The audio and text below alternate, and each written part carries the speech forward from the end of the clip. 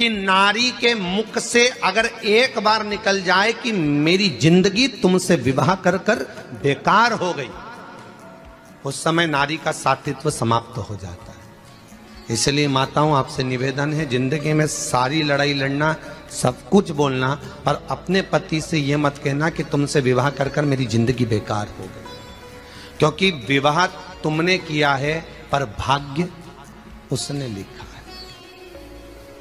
भाग्य लिखने वाला वो है। और आपसे फिर निवेदन करूंगा, राम मंदिर जाओ, कृष्ण मंदिर जाओ, शिव मंदिर जाओ, भवानी के मंदिर जाओ, तुम्हारे 33 कोटि देवताओं के मंदिर चले जाओ, गणेश जी के मंदिर जाओ, तुम्हारी मर्जी पड़े उस देवता के मंदिर जाना, कोई तुम्हारा भाग्य नहीं बदल सकता।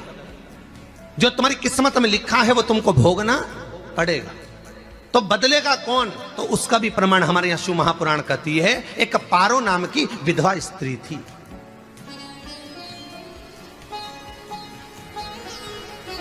क्या नाम है उसका? नाम पारो। विधवा है, पति नहीं है, एक बेटा है। और विधवा स्त्री जो थी वो गर्भ से थी, उसका संतान नहीं हुई थी, पति मर गया था, वो गर्भावस्था में बेटा रह गया और पति चले गया। पारो बड़ी दुखी थी, भगवान का भजन करती बहुत, घर में कुछ भी नहीं था, जो व्यापारी जो धन था उसके पति का वो सब लोग खा गए। जब जैसे व्यक्ति जब तक जीवित है तब तक संसार उसका है, जैसे ही वो गया उसका सारा धन भी उसके साथ चला गया, व्यापार धन रो। पारो आंखों से अश्रु बहता है, नैनों से जल बहता है, नैनों से बिंदु बहता है, और पारो की आंखों से जब आंसू बह रहा है, अश्रु निकल रहा है, जल बह रहा है। बेटे को जन्म दिया, उसने सोचा अपनी जिंदगी तो बेकार हो गई, पर बेटा जन्म लिया तो इसका नाम अच्छा रख दूं तो हो सकता है भाग्य आगे अच्छा हो।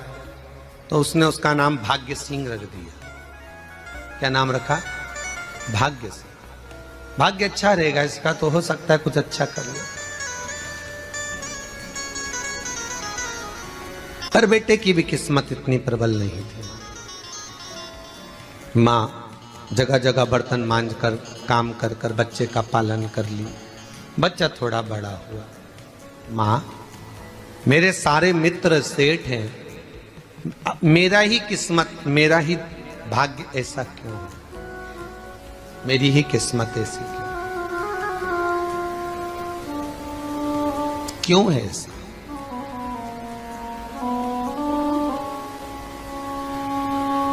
मां मेरी किस्मत में इतना दुख क्यों लिखा है?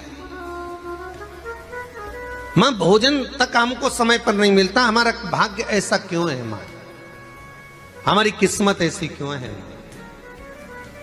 मां कहती है, बेटा जो ललाट पर लिखा उसे कौन टाल सका। मां बच्चों को समझाती है, मां बच्चों को कहती है, धीरे धीरे समय निकलता है। मां एक बार बता, मां तू कहती है कि सब भगवान ने लिखा है भाग्य में, तो भगवान का मिलेगा मुझे बता दे। मां बोलती है, ऐसी कोई जगह नहीं जहां भगवान नहीं, वन में मिलेगा। हाँ मिलेगा। मां का कहना मानकर भाग्य सिंह वन में चले गया, और घने जंगल में भाग्य जब गया, भाग्य सिंह, और घने जंगल में जब पहुंच गया, ढूंढते ढूंढते ढूंढते ढूंढते ढूंढते तो भी भगवान, तो भगवान की छाया तक नहीं मिली। भगवान की छाया तक। आंखों में जल भर गया, बेहोश होकर गिर गया। शाम का समय था, विष्णु और लक्ष्मी निकल कर जा रहे थे। लक्ष्मी और विष्णु जाते जाते उसको देखकर रूप बदल के उसके पास गए। बेटा आपका नाम क्या है? हमारा नाम भाग्य सिंह है। कहां जा रहे हो? भगवान से मिलना है हमको। क्या काम है तुम्हें भगवान से? भगवान से पूछना है कि मेरी किस्मत ऐसी क्यों बनाई, मेरी किस्मत में गरीबी क्यों लिखी, मेरे भाग्य में इतना दुख क्यों लिखा। मुझे भगवान से पूछना है कि मेरी किस्मत ऐसी क्यों बनाई, मेरी किस्मत में इतना दुख क्यों लिखा, इतनी। तो भगवान बोले, ये तो देखो भाग्य भाग्य की बात है, सबके भाग्य में अलग अलग होता है। नहीं नहीं, मुझे भगवान से पूछना। तो हुआ क्या? मैं बहुत गरीब हूं, मैं बहुत दुखी हूं, भगवान से प्रार्थना है कि मुझे कुछ मेरी जिंदगी का अच्छा कार्य कर दीजिए। लक्ष्मी जी को दया आ गई, नारायण से बोले, प्रभु इसको कुछ दे दो, थोड़ा सा इसके ऊपर कृपा कर दो। नारायण बोले, इसके भाग्य में नहीं है लक्ष्मी, इसके भाग्य में नहीं है लक्ष्मी। लक्ष्मी मैं दे भी दूंगा तो इसकी किस्मत में नहीं है। लक्ष्मी कहती है आपका काम देने का है, आप तो दो। भगवान ने कहा लक्ष्मी नहीं है भाग्य में, तुम तो बनाने वाला जी के कहने पर नारायण ने उसको हीरे का हार दे दिया। ले, भाग्य बनाने वाले देव होते हैं, भाग्य बनाने वाला भगवान होता है, हीरे का किस्मत लिखने वाले देव होते हैं, हार किस्मत बनाने वाले भगवान। और चलते चलते उसने सोचा मेरी मम्मी को दूंगा, मेरी माता को दूंगा, माँ बड़ी प्रसन्न हो जाएगी। हीरे का हार लेकर जा रहा था, हार ले जाते उसको रास्ते में इतने में उसको तुरंत उसी समय पर कहीं सोचादि कर्म के लिए जाना पड़ा। उसने सोचा इस हार को इस पत्थर पर रख देता हूं, अभी आऊंगा वापिस इस हार को उठाकर घर लेकर चले जाऊंगा। और सोचादि कर्म के लिए वो चल दिया, गया, हाथ धोकर आया, इतने में एक चील उड़ती उड़ती आई, उसका हार लेकर चली गई।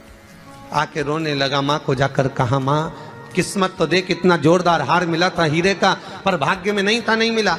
इतने में वो रोता रोता तुरंत फिर भगवान के पास गया, रोता बिलखता फिर पहुंच गया वन के अंदर, फिर भगवान मिले। भगवान ने पूछा अब क्या हुआ? प्रभु मेरा हार तो वो हीरे का, मेरा हीरे का हार ले गई चील। भगवान बोले देख भैया हम तो तेरे किस्मत में था, वो कर दिया, अब आगे तू एक काम कर, ब्रह्मा जी से जाके मिल।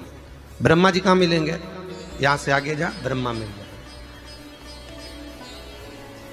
ब्रह्मा के पास गए, ब्रह्मा जी ने कहा क्या हुआ? ब्रह्मा जी मेरे भाग्य में गरीबी लिखी है, कुछ अच्छा कर दीजिए।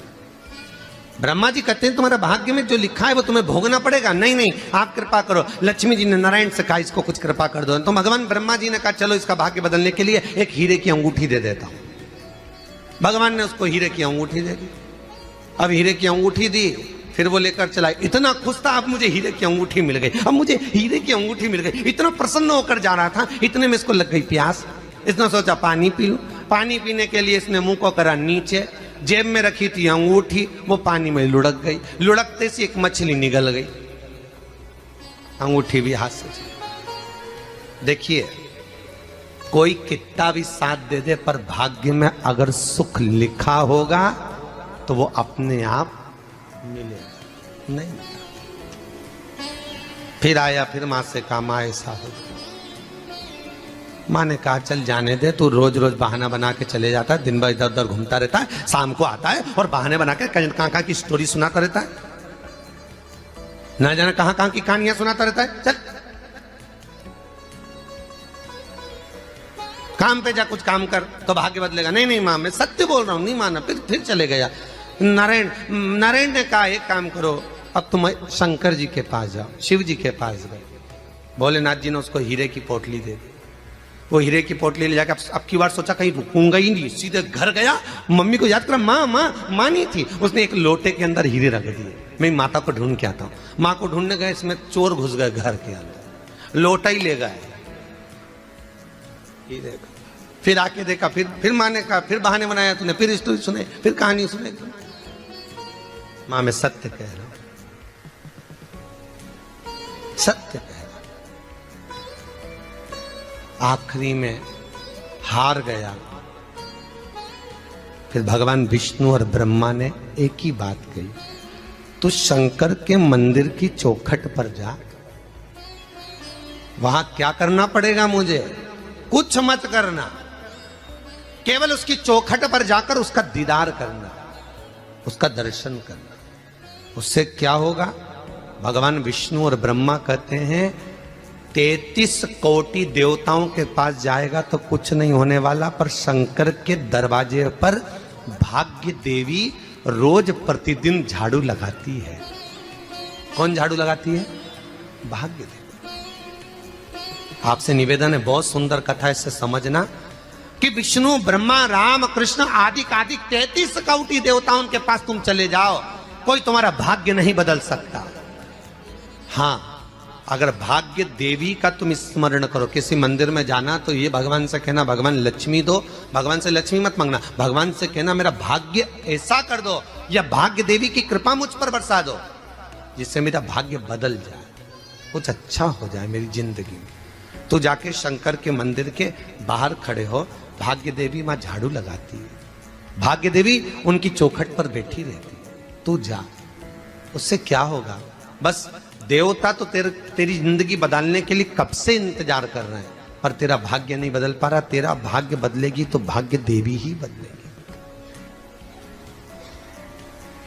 गया शिव मंदिर के दरवाजे पर जाकर खड़ा हो जाता, भीड़ होती तो दरवाजे से दर्शन कर लेता, बाबा से नयन मिलाता, रोज प्रतिदिन जाता।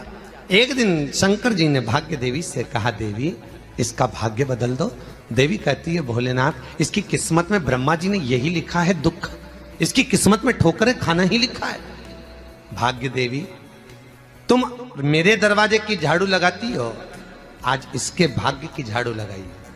भाग्य देवी ने कहा, भोलेनाथ आप कह रहे हो? हाँ मैं कह रहा हूं, क्योंकि मेरे दरवाजे पर इतने दिन से रोज आ रहा है और मेरे दरवाजे से खाली चले जाए अच्छा नहीं लगता। भाग्य देवी ने भाग्य बदला। एक सोने का सिक्का झाड़ू लगाते लगाते दरवाजे पर पटक दिया। उस सोने के सिक्के को लेकर वो चला और सोने के सिक्के को ले जाकर उसने माता को दिया। अब भाग्य कैसे बदलता है वो देखिए। सोने का सिक्का लेकर गया और तुरंत वो सोने का सिक्का घर में पहुंचा। रात से ठाठ हो गया, बेचकर भोजन की व्यवस्था करी। एक दिन माँ ने सोचा कुछ ऐसा करूं कि मैं मछली का व्यापार करूं, और मछली खरीदने के लिए गई। और मछली खरीदने के लिए गई, जो मछली मिली दे तो दी व्यापारी ने, परंतु घर लाते लाते वो मर गई। मरा तो काटा तो इसमें से हीरे की अंगूठी मिल गई।